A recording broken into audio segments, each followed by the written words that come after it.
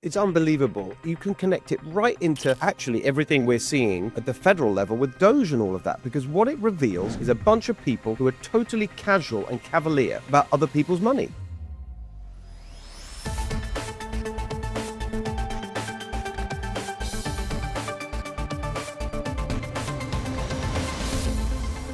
Hello, everyone. Welcome to the Steve Hilton Show. I'm going to start today with the big story in Washington and around the country, which is something that thrills me so much. I can't tell you how much I love this. It is Elon Musk and his team at DOGE who are doing exactly what they should be doing and is so long overdue. We should have been seeing all this happen for decades now, because there is no question that our entire government, all the tax money that we spend, it just goes into this unbelievable pit of the phrase we hear a lot now: waste, fraud, and abuse. And it's true.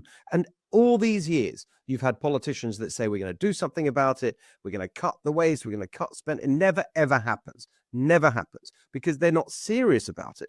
And it's all so corrupt as well. It's not just wasting money. I think that word is obviously true. And we've got some of these incredible examples. You know, you look at the woke nonsense at USAID, Agency for International Development, just unbelievable. Like, as if someone was writing a script, like, let's make up the most crazy sounding woke initiatives that are going to get people irate on Fox News, right? Let's sort of make it up. Like comedy writers sitting in a room trying to make it up, you know, the LGBTQ plus plays in Afghanistan or whatever, you know, like you've seen the list. So there's all of that, which is ridiculous. And that's, of course, ideological. That's not waste. That's deliberate. That's on purpose. And we got more that you could, you know, I don't know what category you want to put them in. I mean, you've got the, you know, $168,000 for a Fauci exhibit in this museum, $20 million to produce Sesame Street in Iraq. That's why we were in the Middle East. $2.3 million for a VR military training course on DEI, not $59 million from FEMA, right? Emergency management, putting illegal immigrants in New York hotels. $1.5 million for the president of the Kennedy Center. This is all public service. This is where our money's going. You know, people work so hard in this country, and they, you know, one job, two jobs, three jobs, all hours to try and get that American dream. And they're taxed to the hilt, especially in a state like California. We have the highest taxes in the country. And this is what they're spending the money on. This is why it's really resonating with people. And you've got all these insiders in Washington and the Democrats, because, of course, the Democrats, this is their world. This is who they are. They are the machine, the government bureaucracy. That's their people, the public unions, the government unions that work there, and all these people that are being fired, and it's all them. This is a mortal assault on the Democrat machine. That's what this is, the Democrat industrial complex, I've sometimes called it. The career politicians and the unions that fund them, and the activists that give them their political agenda, and the bureaucrats that they appoint. That's why I've always put that together, the Democrat industrial complex. And this is now just absolutely in the frame for what DOGE is going at. And we know that it's been going on for years, but no one's ever done anything about it. And that's why it's so fantastic to see this. And personally, it makes me so happy, because I tried to do this many years ago, back in the day when I was working in the UK government. I went through this process. I mean, I've talked about it other times. I won't go into the details now, but there was, you know, we had the same mindset that's being applied here, which is, let's just assume is, you know, there's a jargon term for it, which is zero-based, right? Zero-based budgeting in the business sense means that instead of just accepting what's there and for a budget for a service or a department, whatever, inside of a company, instead of just assuming that continues and adding to it over the years, every year or every accounting period, you come back and start with zero. Right? Do we really need this? The assumption is zero, default. You start with zero and then say, right, do we need it? Rather than just accepting everything that's there and building on it. That's how it's been done in government forever. Everything just grows and metastasizes. No one ever cuts back anything. No one ever questions anything. Like, wait, this program that was set up by some legislation 25 years ago, do we still need it? It's still being funded. The people as there still implementing it. No one ever questions it. That's why this is absolutely revolutionary and brilliant. I tried to do it in the UK government in relation specifically to regulations, because it's just like with what's going on here with spending. and the workforce of the government. It's the same with regulations, where they just get added to year after year after year, and it makes it impossible to do anything. You've got to go through so many hoops and regulations and permits and processes and bureaucracy. And so I tried a different approach. I said, let's do zero base. The default assumption is we don't need any of these regulations. So instead of picking off this one or that one that we're going to cut, like all governments do, and they never actually deliver, let's just assume that they're all gone. And we're going to choose what we need. We're going to review it that way. And of course, when we got into that process, the civil service and the bureaucrats who run it all, they're better at bureaucracy than you are if you're a political person who's just gone in there to try and make change happen. They wait you out. They're much better at handling all the bureaucracy. They wear you down. And I didn't have the political backing for doing it. So it basically went nowhere. But I did resolve that, one day we would make this happen. And I didn't foresee exactly how it would happen. And I didn't see it coming in the form of Elon Musk and Donald Trump. And it's something that I'm very focused on. We need it here in California, of course, because there's nowhere in the country that's more held back by ridiculous bureaucracy and regulations and government sprawl and bloat than California. But that's next. We can DOGE California later. Right now, it's happening at the federal level. It is absolutely fantastic. Absolutely fantastic. Long overdue. I mean, again, I used to say, those of you who watch me on Fox, my conclusion from my time in the UK government was that you can't beat these people, so you just have to cut it. You can't beat the bureaucracy. You can't use bureaucratic methods to beat the bureaucracy. You have to just stop it, fire them. I used to say this the whole time about the federal government. We need to shut it all down, fire the people, sell the buildings. If there's powers there that could be exercised at the state or local level, that's how it should be done. I've always had that view. And I think that that's captured in the 10th Amendment. One of my obsessions, again, if you followed me over the years. The powers that are not specifically in the Constitution are reserved to the states, respectively, or to the people. That's why President Trump is 100% correct about the Department of Education. It's fantastic to see that he's put someone in there. He's nominated Linda McMahon, explicitly saying, I want you to do yourself out of a job. It's fantastic. This is what we voted for. It's so long overdue. Of course, you've got howls of anguish, and it is very funny just to listen to the bleating from the people who've just been on this gravy train of government for so long. I mean, one of my favorite examples of it is you just listen to NPR. As I often joke, I listen to NPR, so you don't have to. I listen to NPR most mornings. These days, that almost the entire programming of NPR is sort of yapping and bleating about the latest from DOGE, because that's their whole world, their audience, and they're of course funded by the taxpayer as well. They just can't believe it, and they're calling it, a purge. There's a purge of government workers. Another way of putting it is saving taxpayers' money and making government work better. But no, it's a purge, and it's just so funny to watch it. So look, you've got the lawsuits, you've got the unions, the Democrats, you've got Maxine Waters trying to sort of beat down the door to the Department of Education, which she previously showed zero interest in. Now she's defending it absolutely to the hilt. It is just hilarious, because this is a threat to their entire business model. This is the Democrat industrial complex. The louder the complaints, the more insane and hysterical the criticism, the more you get the lawsuits from these far left judges, the more we know that Elon Musk and President Trump and all the people involved in this effort are really doing something useful for all of us.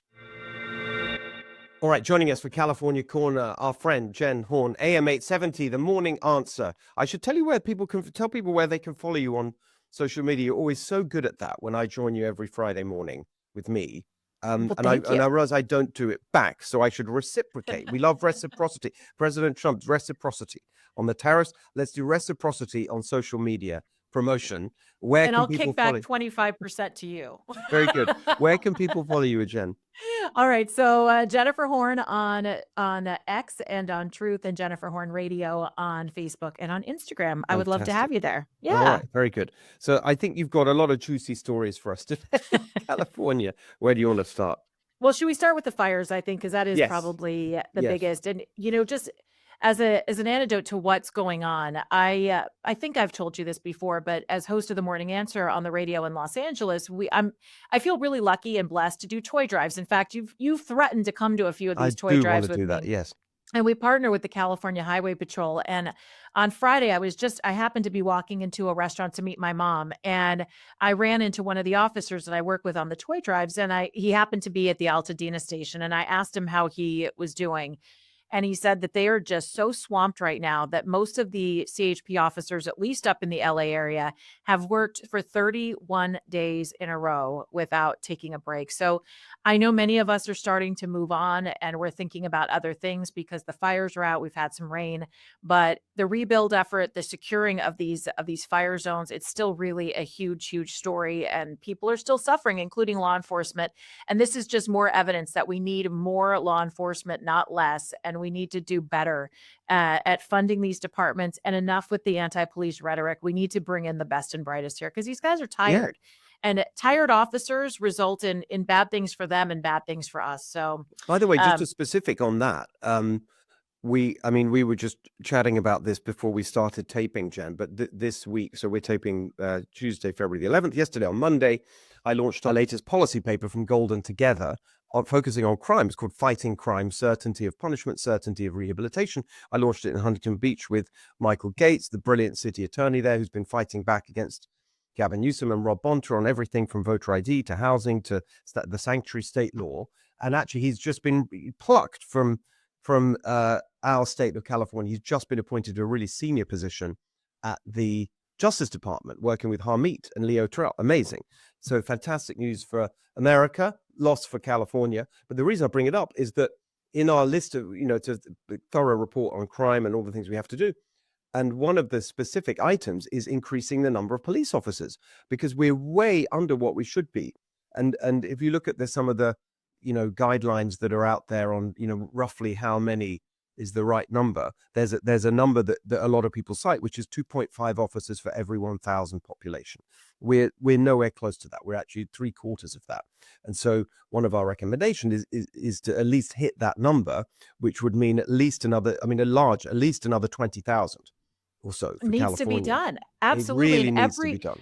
every department that you talk to, whether it's sheriffs or it's, for instance, like a LAPD, whatever it might be, or California Highway Patrol, everybody is understaffed. That's something that the former LA County Sheriff Alex Villanueva will tell you is that they have a massive hiring problem. And these new policies are just not attracting people. I mean, think about it. You ask a kid what he wants to be now, he says an influencer. He used to say a police officer or an astronaut, and now they want to be YouTube stars. I mean, it is quite the shift. Well, this is the thing that I always say, which is, we talk about the defund the police movement rightly, because it really was a movement and they really did want to do that. And in many cases did actually do that. But beyond, and then they come back and say, oh, we didn't really defund it and whatever. No, but they did for years and are still doing. Another word beginning with the D, demoralize the police. That's right. still going on because they're constantly under assault from people. And it should be the opposite. We weren't even going to go in this direction, but to add into what you're talking about here, and I know so much of your focus over the last week has been on the fires and law enforcement, but there was a sheriff's deputy from LA who was just convicted of assault and put into jail, by the way, taking away young kids at home. I think this guy's only 32 years old. He has a very good record. A lot of the police are very upset with the Sheriff Luna, for not backing his men. This was a guy who used pepper spray to stop someone who is in the middle of commissioning a crime, essentially. Non-lethal force, used pepper spray to try to apprehend this suspect. Of course, it was caught on camera. And so this guy has been convicted, and he's not going to go back to law enforcement again. He's going to be away from his family because he was trying to protect the life of someone who was in the middle of committing a crime. I mean, it's so misplaced, our priorities right now when it comes to law enforcement. I hadn't seen that story. That's a terror. And what was the right crime? out of Santa Clarita? It was assault. And basically there were two suspects, the way I understand it, who they say it was shoplifting, but it was actually a real theft. I mean, it wasn't just somebody walking out of the store. They were actually robbing a store, and they were in the parking lot. One of the criminals, or alleged criminals, is videotaping this police officer have this interaction with this woman. He deploys his pepper spray, and all of a sudden, the next thing you know, he's being arrested for aggressions and for assault, even though this is probably what we train our officers to do, is to use things like pepper spray. This is It's opposite of what we need. absolutely right. And so what message does that send? And you've got a lot of people within the sheriff's department now, deputies, who are not happy with the leadership of Luna because he didn't back his officer. And so in this story, just to be clear, there's no question that a crime was being committed that he tried that's to right. stop. I mean, No one's disputing that. No one is disputing it. So Wow. you should, I mean, it's one of these things that happens and you shake your head and you go, what are we doing here? We need law and order. Society needs law and order to function. And I don't know how they tried to put us down this track of getting away from it. But in any case, I guess back to the fires. And we have so many things that are happening right now as we go into the rebuild. I'm happy to tell you that today, Steve, is phase 2, the beginning of phase 2 of cleanup efforts from Karen Bass. You know, she had phase 1, which involved the EPA. Now phase 2 means that they've gotten the hazardous materials out. So now they can actually start removing trees and the rubble from left behind by the houses, cars that were burned out.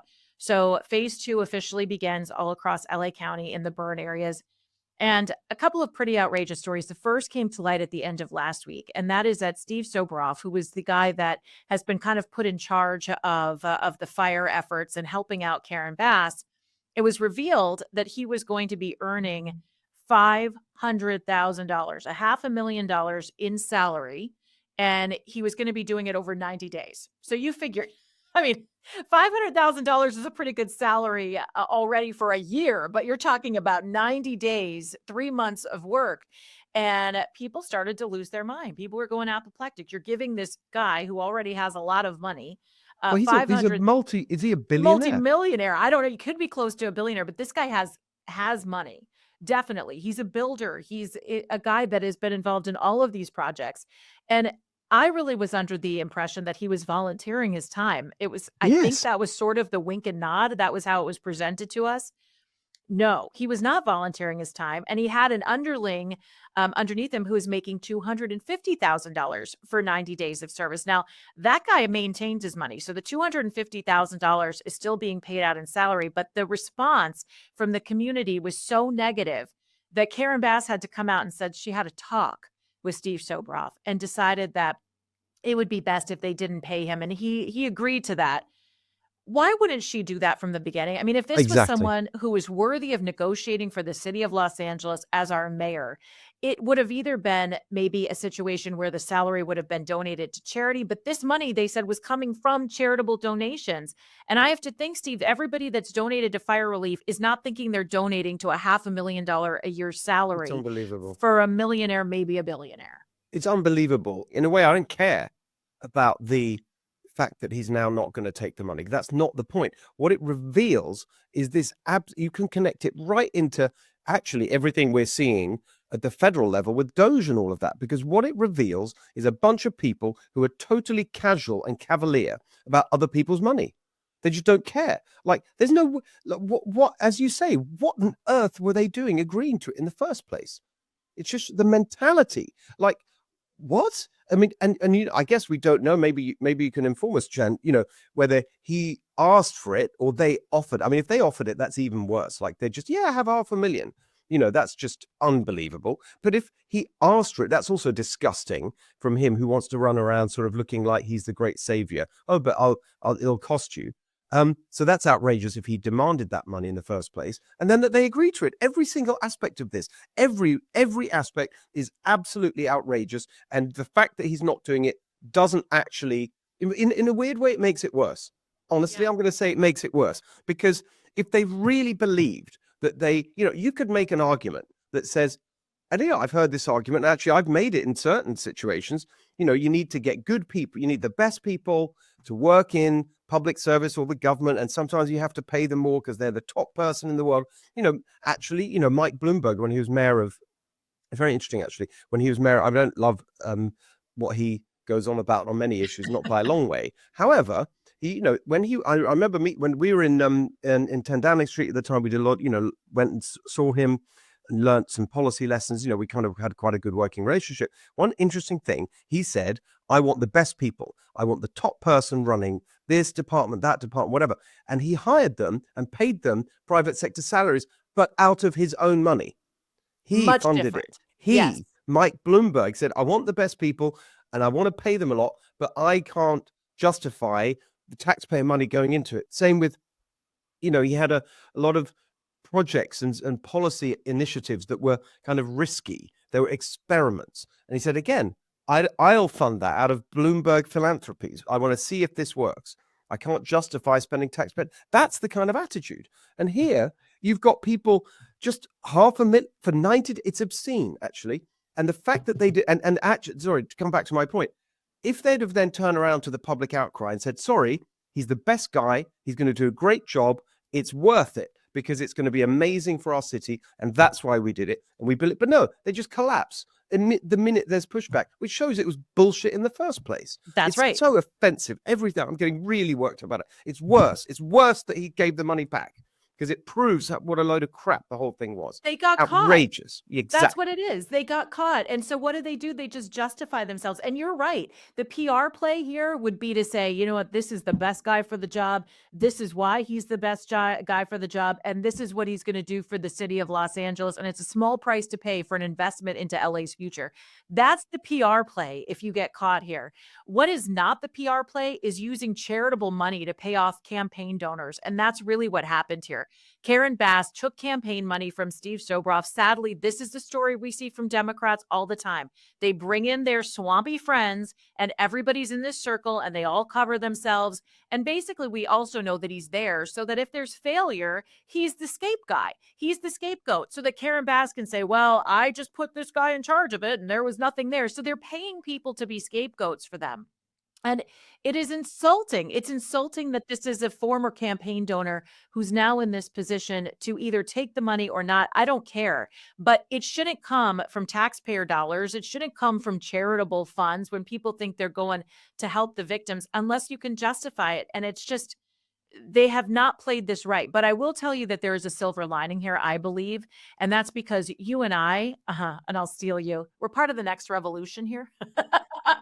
We really are, because what happened in this situation and what's been happening ever since the fire is that the people are dictating when they are upset about something. That means they're paying attention, Steve. That means there's pushback. And that to me means that California is ripe for change. And we definitely need it locally and at the state level. So Yes. maybe the good side here is that the people saw it, they yelled about it, and that Karen Bass actually heard them, because we know that's the only way Democrats change their minds. The only way you can get Newsom to do anything is with public pressure. So I guess that's the silver lining. Yeah, and the lesson is keep up the pressure, and we're going to get the next revolution. I say it the whole time. You've probably heard me say it. These events that sometimes we've done together.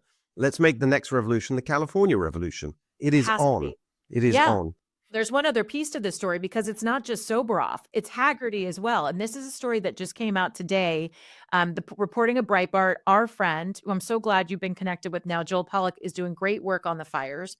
And so he's got this guy Haggerty, who's formed Haggerty Consulting. He's the former mayor of a town called Evanston, Illinois.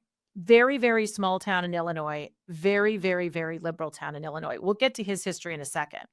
But Karen Bass is also responsible for bringing in Haggerty Consulting to head up, and this individual to head up as CEO, the Rebuild LA project, which has gotten some attention. There's Magic Johnson, I think, is involved with this. They've got a lot of big names. This is this is the Newsom one, is it? This is actually through Karen Bass. So actually not Newsom run. So maybe this isn't the one with Magic Johnson, but it's Rebuild LA, whatever this. Can I just make a little interjection here? There was a brilliant piece, a hilarious piece. I think it was the New York Times, about the rival rebuilding czars. And you've literally got is it 5? So you've got Rick Caruso doing his thing. You've got you've got the Karen Bass thing, and I think Karen Bass has 2. There's the short-term one, which is we just talked about, Soboroff, and then there's this one, which is the longer-term one. Then you have Newsom's one, which is the Magic Johnson. That's got some other name, and then you've got Trump, Rick Grinnell. So which is the only one that seems to be actually doing anything. Royal Rumble. Let's have a WWE style match. Exactly. But yeah, this Rebuild LA now that this guy is in charge of, apparently his employees are, as we speak, facing jail time because they were entrusted with with the recovery efforts in New York City after Hurricane Sandy, which was several years ago. Obama was president. I think it was 2012 because he was on track to lose to Mitt Romney, but then the famous Chris Christie embrace with Obama after Sandy. And so this same consulting firm was given money to help those recovery efforts, and they got caught reimbursing themselves for expenses that actually did not exist. And so now they're actually facing criminal charges and jail time and all kinds of civil lawsuits because of this misappropriation and misuse of funds, public funds. And this is who Karen Bass thinks should be trusted with the rebuild efforts in Los Angeles. I mean, really? This really does call into question her decision-making capabilities. And this was actually the group, if you remember, Karen Bass was going to hire someone to be in charge of the effort that the residents of Palisades were outraged about because they wanted to have input as to who would be hired. And they hired someone behind closed doors. It was this guy and his consulting group. Now, apparently, as the mayor of Evanston, Illinois, he was part of the George Soros group of mayors who went through and bowed to the BLM protesters, who went through and defunded the police, who went through and gave, if you can believe this, the land back to the Native Americans in this place where he was mayor, literally ran it into the ground. I guess there was some landmark that was being built down the street from his home, which he tried to put the kibosh on because he didn't want that near his house. I mean, the list goes on and on, this rap sheet for this person. And this is who Karen Bass selects without any input from the communities to take over this part of the effort, her Rebuild LA group. It's just a joke. Oh, she's a joke. Yeah. I mean, I don't know what's going to happen. I mean, she should, like we said at the beginning, she should just resign. I mean, she's so utterly useless, out of her depth. Is. And, I had to watch her today because, of course, there's rain coming to Los Angeles. And I don't know what's happened, but every time there's a weather event, now we have to have a name for it. So now it's the atmospheric river is coming and everybody's worried about mudslides. And well, she should be. She is the mayor. She should be prepping for disasters. But isn't it rich that she's out there giving a press conference about a looming rainstorm when she was sipping cocktails in Ghana when the wind and the fires broke out? I mean, the jig is up with her. People get it. And as much as I'm opposed to a recall effort of Gavin Newsom now, I would not be opposed to a recall of Karen Bass. She will not go on her own. She intends on running for mayor again. She doesn't deserve it. She hasn't given us any reason to think that she can handle Los Angeles during a disaster. And God forbid if there's the big one and the earthquake. I don't want her at the helm. I don't care who it is, but she has shown us that she's not the one. I mean, it's a complete collapse of confidence in her. No one has any belief that she'll do anything useful. And this is urgent. As you say, like, we got to get on with this. And we got the Olympics, and she's obviously just complete. And Super Bowl. Mm-hmm. World Cup is coming. World Cup, exactly. Yeah. I mean, what a joke. I cannot Absolutely. believe it's such classic machine politician behavior, isn't it? Career politician. They just cling on. They have no shame. They just, all they care about is their office and their next office, either staying in office or the next one or whatever. She's basically done is this kind of thing. I remember looking it up when it started, and between them, her and Gavin Newsom have been in office in California for 47 years. That's all they've done, basically. It's what they do. They're career politicians. Yeah, exactly. And I think that's, just to correlate a bit to what Trump's doing, you see all the Republicans who are very silent as he's digging out all of this waste and corruption, or Elon Musk's team is doing that. The Democrats are out there doubling down, trying to bust into the Department of Education. You've got Maxine Waters. I mean, they're making fools of themselves. But I think really the jig is up on career politicians. I think that's what has been taught to the American people and the people of California, that career politicians, whether Democrat or Republican, they do not serve us. And we need out-of-the-box thinkers, people who are not going to be taking any prisoners, who come in and get the job done. And that's not her. And it is really pretty frightening when you think about all of the things that LA faces and what we have coming up. I mean, the Olympics alone, a huge security event for Los Angeles, and you've got her running around handing out her money to her friends so that she has people to blame when it goes wrong. It's gross. I mean, yes, it's gross, and even something like that. And it's what I said at the hearings last week in DC. where it just occurred to me when, it was a hilarious experience, just these demos. It's just so they literally, I'm just seeing it. Like it's like, so it reminds me of a story. Let me see if I can get this out without being very long-winded. So there's a really good friend of mine who I work with on my startup, and we went to see, because when we started out, it was called Crowdpack. It was a platform to help people run for office without kind of relying on big donors and party machines, like crowdfund, like Kickstarter for politics. That was the concept. And when we started out, this is like 10 or so years ago, and the idea was to be non-partisan, because it was a business and you want to get, and I thought that would be just like Twitter or any of these platforms. That's how I saw it. Like, anyone can use it. Everyone said to me, that's a terrible idea. It doesn't work like that in politics. It's not going to work. You have to pick a side, whatever. But at that point, I was, we were trying it out that way. And so we did a trip to DC to sort of tell people about it, like the parties, and we saw people on both sides and said, we've got this service, it doesn't cost you anything, but tell candidates about it, whatever. We were trying to kind of promote it. Anyway, through some connection, I can't remember what, we ended up seeing the then DNC chair, Debbie Wasserman Schultz. Oh yeah. Yeah. And so we got a meeting with her, and my team walked in, and then this friend of mine said, like, it was the most unbelievable meeting. She was literally, before we'd even sat down, she was so rude and unpleasant. It was just bizarre. And she just, before she came into the office, I remember it so clearly as if it was yesterday. And she said, hi, so you got this thing. Is it non-partisan? And I said, yes, thinking that would be a nice, like naive old me. And she goes, well, that's not interesting then. Like, before we even sat down, like, that's literally what she said. And then she started sort of basically yelling at us, like, it was just about how terrible this was, and why should she even bother if it's we don't help Republicans, on and on like this. Anyway, it was just so bad. And then we left. It was rude and unpleasant, and then we left. That's all they want, is just partisan stuff. Yes, I know. And then my friend said, after we were talking about it, he said, it's amazing because he was new to politics, never seen it. And he said, it was just so interesting. It was like when you're a kid and you've seen, like, a really young kid, and you've seen a picture of a giraffe or in a little kid's book or whatever. And then you go to the zoo or wherever and you see an actual giraffe. You've heard about it, you've seen pictures about it, but it's still amazing when you see it. It's like, wow, that's incredible. He said, it's like that. I've heard these machine politicians are so terrible. I've heard you read all the stories, they're all so terrible. But then when you actually see it in real life, it's incredible. That's how bad it is. It was I can't remember why I was telling that story. Anyway, it just what did you say that reminded me of that?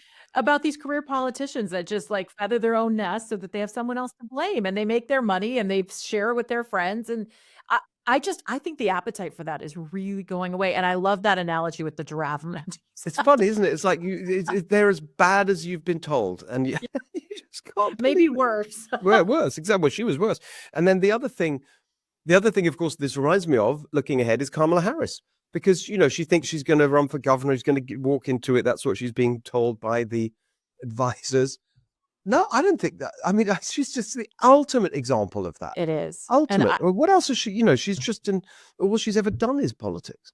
I mean, this is her home state, and I don't know how popular she is even here. I mean, did you see her at the Laker game? They had her up in the nosebleed seats, and nobody even really cared that she was there. And this is in Los Angeles, where you would think they would have a red carpet rolled out for her to be sitting on the floor of the Crypto.com arena. I just don't think she's going to resonate like people think she will. I do think she's under the grand illusion that she can just waltz in and that this is going to be hers for the taking. But I don't know if the people are there with her on that same plane. And I think they're totally misreading the poll. So I've seen a few polls now where she's way ahead of everybody. 30, 40 points ahead of any other Democrat or Republican. That's just not real. That's just because they've heard of her. Exactly. The race hasn't even started yet. So none of that is real. So if she's even more kind of ridiculous than, again, like, worse than you'd think if she's believing that stuff and think, oh, great, I'm 30 ahead, I'm going to win. But no. I think if you wait and see who's in that Democrat primary, I do think there's some Democrats who will just bow out of the way for her. But I think you're going to have others, and I'm going to pop my popcorn. Maybe we can have a Steve Hilton show viewing party for the Democrat primary for governor, because I mean, you think about Antonio Villaraigosa, he's not going to drop out for Kamala Harris. You think about Katie Porter, she's not going to drop out for Kamala Harris. I mean, this is going to be there are a lot of people on that side of the aisle that want to get involved in this race. So we'll see how it all plays out. Yes, exactly. All right, great. So, but there's something else you want. When you told me this story that we're going to be discussing in a minute, I think it's so brilliant in every way and hilarious. But let's go for. I'm going to save it for you. You tell us what the story. Okay. So you might have remembered that President Trump made some waves and some headlines when he said he'd like to buy Greenland. And I don't know why people get so ticked off. We used to acquire land all the time. Like that was part of what we did as a country. We tried to acquire land, and Greenland would be really helpful for military purposes. Maybe a nice Trump property somewhere in the middle of Greenland. But I guess, what did they say? Oh, come on, fair play. Turnabout is fair play. Holy smokes, brain of Swiss cheese today. The people of Denmark have decided that they want to start a petition, and they've already gotten 250,000 signatures, which is a lot because you consider the whole country has 6 million people in it. Small country. So the Danes have decided to start an effort to buy California, Steve. And I'm here for it. I'm totally here for it. They said that they want to do crowdfunding. And they think they're going to raise $1 trillion, give or take $1 billion. That was in the petition. And they have some reasons why they would like to buy California, which I had to pull up just so that we could make sure we get them all right. So there are 5 reasons to sign the petition. Are sunshine, which you can understand. The weather here is great. Tech, a lot of tech around here. Of course, the all-time favorite, avocado toast, which apparently they can't make over in Denmark. Protecting the free world, I guess that's their dig at Trump. And then my favorite, Disneyland. And apparently, if they get to buy California, they're going to rename it Hans Christian Andersen Land. And they're going to put Mickey Mouse in a Viking helmet. So, I mean, as long as they take Gavin Newsom with California, I guess maybe it's not fair trade. I just thought the first thing, it's brilliant. It's very funny. I wonder why they settled on this. The thing is that, well, shouldn't they be buying somewhere in the Midwest? Isn't that where all the Danes are? I did. But then the other thing that came to mind was like, what's going to happen? Is it all about Solvang? Right? Of course, that's our new state capital, I think, when they buy it. It is amazing, Solvang, by the way. Fudge and bakery items and cuckoo bakery clock. items, exactly. What's that bakery? Oh, gingerbread houses. There's the Solvang Bakery. Absolutely. You know that. So I went there not that long ago. There's some pictures. We can put up there. It is amazing, by the way, Solvang. If people don't know what we're talking about, can you explain it? Yeah. So it's a small town up in Santa Barbara County, and it's right near Los Olivos wine country, which is where I might be there sometimes. They have great wines in that area. And it's just a little just a little Danish village. They've got the architecture right. Even the homes in the area kind of look like they have that same architecture, and they've got the bakeries, they have souvenir stores, they've got lots of hotels. They actually do now have a lot of wine tasting rooms in Solvang as well. And it's great. It's such a fun little thing. Yeah. And by the way, I went there, I'd heard about it. I've always wanted to go. In fact, I had them and I always had a soft spot for it because the previous, I think the mayor of Solvang or on the council or whatever, he was a COVID resistor. So back in the day, he was he was one of the people fighting back. I don't know if he's still there. I can't remember. Anyway, so that's the first time I kind of came across it. It's especially beautiful at Christmas time with the lights. It's very, anyway, I had never been until recently, and I got there. It's amazing how Danish it is. Not just a couple of houses. It's like the whole town center. The whole town and the houses in the area, the older houses actually still kind of adhere to that style, which is kind of cool. And they have all these windmills, like actual windmills, not these monstrosities, these turbines, like nice, real, sweet, old-fashioned windmills. It's beautiful. Yeah, it's a fun place to go. And it's one of those day trips. If you're in Los Angeles or the Central Coast, it's just a couple hours from almost anywhere except for up in Northern California. And it's beautiful. It's a fun thing to do. Yeah, well, they're not. Anyway, you're not having California, Deb, just to be clear. I know. I knew you would be mad at me because I was, the first thing I thought is, all right, let's just trade him for Greenland. Because think about California's debt. It's more than $1 trillion. So this is a terrible deal for them. They give us $1 trillion in America, and they inherit over $1 trillion in Gavin Newsom's terrible debt because he's run us into the ground over the last 8 years. So, I mean, for as an American, I think, okay, but as a Californian, I don't know. I guess I have to stay and fight with But you. I do like the Den. They're very nice. Solvang's great. Very fond of Yeah. Denmark. It's all good. Yeah, and I mean, Hans we love Christian a Andersen. pastry What's that and place clocks. in Copenhagen? Tivoli. They've got Tivoli Gardens. That's all Hans Christian Andersen, I think. What's wrong with that? I Keep think it'd that. be great. Yeah, I mean, why not? At least give it a little try. Maybe it would make Disney less woke because they're dropping their DEI stuff now, which everybody seems to be Oh, upset about on the left. I remembered now what I was on. The thing about there's the giraffe and seeing how bad. So it was the hearing. I was talking about the hearing in Congress that I was at last week. And the thing that was amazing to me is like you hear about these hearings and they're very contentious and the members don't really know what they're doing. They walk in and you don't really see that on the TV. And so you'd heard about how ridiculous and fake these hearings are, but to see it in real life was incredible. To see it was just way worse than I imagined, especially Nadler. So Jerry Nadler sort of slumped in his chair. He was the ranking member. I was picking fights with him and Ted Lieu, who was unbelievably kind of ridiculous. Awful. And just partisan about everything and just blaming the whole thing on climate change, whatever. I don't even want to make a substantive point because it was just such sort of hammy, political theatrics from them. And Nadler was just sort of slumped there, and the aide would come across, literally purple head aide, with sort of things for him to read out, and he'd sort of sit there mumbling and sort of slumped, like reading stuff out. I swear, some of these people get so old they must just take a prod and wake them up to ask a question. Yes, and then all these people come, and they just come in, do their ridiculous, partisan rant, and then leave, or then wander in, and they're sort of chatting, and it's just amazing to see all that. I found it a lot of fun because you could really get into it with them, and I don't think they usually have people who argue. So he was sort of, they have their hammy little sort of tactics. So it was all, there was 4 witnesses, and 3 of them were called by the Republicans, 1 by the Democrats, who basically, by the way, undermined all their arguments. So it was very even their witness was agreeing with us basically on things like brush clearance and so on. But the thing is that oh, that's right. The one of this, it was just such an idiot. There's a guy from Georgia who later, I said, I cannot believe this guy is in Congress. He's just such an idiot. And they said, oh, look him up. Google his name with Guam. Yeah, and I know him. Yeah, he's the one that thought Guam was sinking. Was going to tip over if something happened. It was going to tip with too many people on it. Yeah. And he kept going on about controlled burns. And he was asking the Democrat witness to agree with him that controlled burns were dangerous because they could start fires. And this guy was like, well, if you start, but like it's controlled. That's the point. That's the point. He just couldn't understand. It was amazing to see it.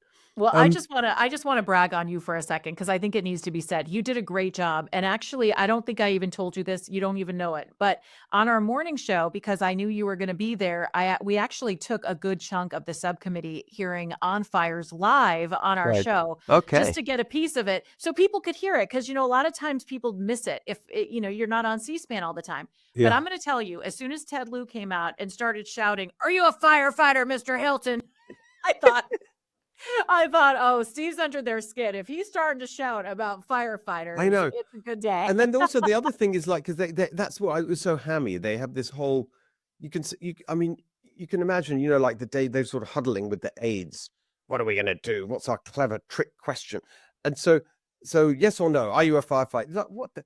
And so mine was like, yeah, are you a firefighter? I know. What are we saying here? Like, are you? No. Nope, I'm not. Are you, Lou? What's the point? It was just a joke. The whole thing was ridiculous.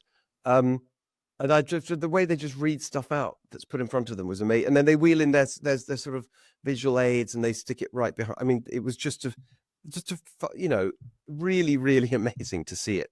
Right. What do we do? So and the thing that prompted it, me remembering that whole story, was you were talking about everything that's gone wrong in California and the debt and everything. But I do remember it occurred to me because one of the questioners, this woman from Vermont, I think, she had her version of it, of that sort of stupid kind of staged, yes or no, and her question was, did the fires start because the head of the fire department is a lesbian?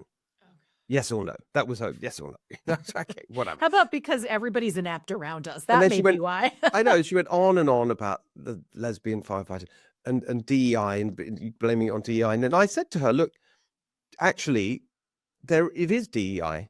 But let's, take a different word, different letter. Take the letter I and start a different word with it. Incompetence. That's what this is when you relation to the fire department. And then it occurred to me there's a really great new California acronym we can use DEI for, which is Democrat extremism and incompetence. That basically tells the whole story. It does. The whole story. It's one or the other, often both.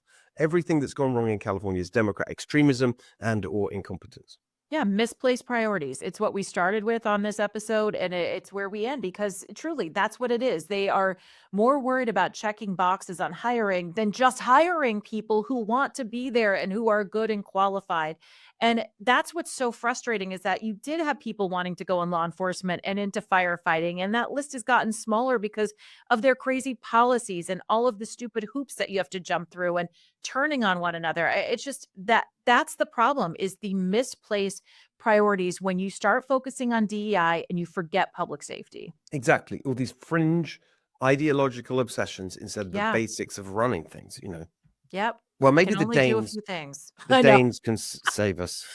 So far, so good. I mean, you don't hear many people complaining about Denmark, do we? I mean, maybe they do. I guess we don't. We have to be closer. Yeah, exactly. All right. Thank you, Jen. That was great to see you. Thank you, Steve. I'm going to get my Viking horns on. Very good. All right, just lastly on today's show, I want to pick up on something we were discussing earlier with Jen, which is this new policy paper that we published, my organization Golden Together, on crime, fighting crime, certainty of punishment, certainty of rehabilitation. I just want to talk about that a little bit more than we did. Of course, in our previous conversation, we mentioned the point about police officers, and that is absolutely vital, right? That is a key recommendation in this report. But I just want to unpack a little bit the two parts of the subtitle: certainty of punishment, certainty of rehabilitation. They're both really important. I mean, I've done a lot of work on all this over the years, including back when I was working in 10 Downing Street. And if the goal, as it should be, is to reduce crime, right? To have less crime, so you have safer streets and safer communities and a higher quality of life. That is the goal. And we've all been shamed in California, obviously, by these terrible scenes that we've been witnessing over the years now.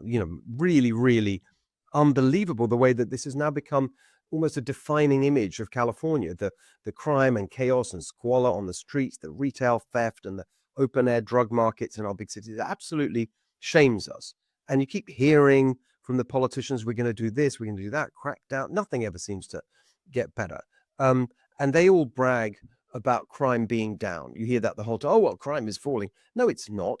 Everyone can see that it isn't. It's just that because these assaults on the police and everything that's being done to undermine the criminal justice system, whether that's in relation to bail or arrest, so many people don't bother reporting crime because they know that nothing's going to happen. And police officers don't bother trying to apprehend criminals if they know that they're just going to get out in a revolving door, etc. So it's a really, really foundational issue for a civilized society.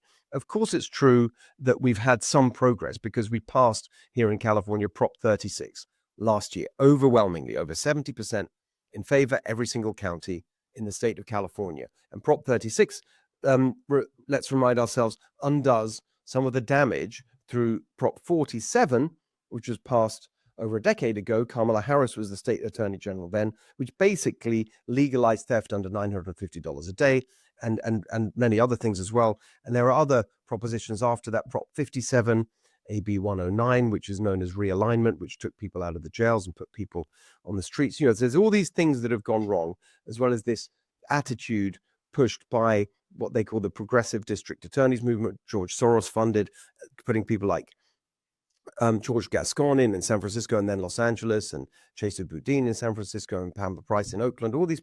Now, we've seen a fight back. People are sick of it. They've had enough. So you saw Prop 36 was passed last year. You saw, we've now seen some of those progressive prosecutors kicked out. And progressive is, of course, not the right word. They're far left, pro-crime prosecutors. Gascon, Boudin, Pamela Price, all recalled, all voted out of office. That's all good. But that's not the end of the story. And that's why we wanted to publish this paper, because there's more that needs to be done on those two parts of the argument: certainty of punishment, certainty of rehabilitation. Why are they important? Well, all the evidence shows that, let's take the first one, certainty of punishment. It is the certainty, the knowledge that if you break the law, you're going to be held accountable and you're going to be punished for it. That is the biggest deterrent to committing a crime, more even than the size or scale of the punishment. It's the absolute certainty that you're not going to get away with it. So that is what we have to establish as deterrence, the certainty that if you commit a crime, you're going to be held accountable. More police is part of that story, properly enforcing and funding Prop 36. So it's no good just saying, well, we passed it, so that's all right now. No, I mean, I'm hearing stories that, for example, one of the key parts of Prop 36 was dealing with drug crimes and drug addiction and beds to make that happen. Now you can arrest people for and require treatment for drug addiction if it's in connection with committing a crime. That's the law's been changed to make it possible to mandate treatment, but that can't happen if you don't have the treatment beds. And I'm hearing that the Sacramento Democrats are blocking that. So we've got to properly implement Prop 36, and we've got to make sure that crimes are properly prosecuted. And it's not enough just to pass the initiative. There's lots of specific things in our paper that goes through that process of making sure that you know that you're going to be held accountable. And this can be implemented at the state level, a lot of it at the local level as well. That's why I launched the paper with Michael Gates, who's the city attorney of Huntington Beach. They've done a great job of prosecuting what's called, people refer to it as low-level crime, quality of life crime. Yeah, but it's really important. It literally is what makes you feel good about living in a place, whether it's clean and safe, and there's a sense of order and decency on the streets and in public spaces. They've achieved that in Huntington Beach. And so we can help local areas do much better. And it's all in our document that we published this week. The second part of it is really important as well. Certainty of rehabilitation. A huge proportion of the crime that's committed is repeat offending. It's someone who's done it before and they do it again. So if we can stop that or reduce that, that will also play a big part in cutting crime, which is the goal that we all want. Now, if you look, the technical term for it is recidivism, the rate at which people repeat offend. Criminals do it again. And that's how, and it's measured. Now, of course, because it's California, they've cooked the books and changed the definition. It used to, and comparing it to other states. So the definition that's used in California has been watered down. It used to be that if you've, the definition of recidivism or repeat offending is that you've been in jail, prison, whatever, and you've been released, and then you're caught again, you're apprehended, committing a crime. But they changed that to now make it convicted, which is different to other states. But even on this new looser measure, we have well above the national average in terms of the recidivism rate here in California. And if you look at the best in the country, and this is a key point in our policy report, we should be the best in California. That's what we say about all these issues. Why are we the worst on so many of these issues, or near the bottom of the other states? And if you look at who does this best across America, it's Virginia. They have a reoffending rate around 20%. Ours is over 40. That means that nearly half of the people who've been in jail commit a crime again. That's ridiculous. In Virginia, it's nearly 20, is around 20%. So let's learn from them. Let's do what they do. And they have specific programs in jail. It's not soft. It's a requirement. You've got to, make sure that when you get out, you get back on the path that we want, rehabilitation. So you can be a law-abiding, responsible member of society and not lapse back into a lifetime of crime. So that's all in our document as well. It's a very, very serious, thoughtful approach to how we actually achieve that goal of less crime. And it's that combination of things, the deterrence, the accountability. If you do something wrong, you're going to get held accountable. And then we're going to try and get you back off the pathway that will lead to more and more crime. That's how we keep our streets and our communities safe. So you can check out the report at goldentogether.com. We're fighting crime. It's under the policy tab at the top of the website. Please tell everyone about it. This is part of our plan to address the major issues facing California. We took a bit of a break with these policy reports because of the election. There was so much going on. We're back on track now. Next week, we've got another one coming out on energy and more to come beyond that. But for now, check out our crime paper at goldentogether.com. Thank you for being with us for this show. That is the end of the show today. Make sure you follow us at Apple, YouTube, Spotify, wherever you get your podcasts. Tell people about the show, and we'll see you back here for next week's episode.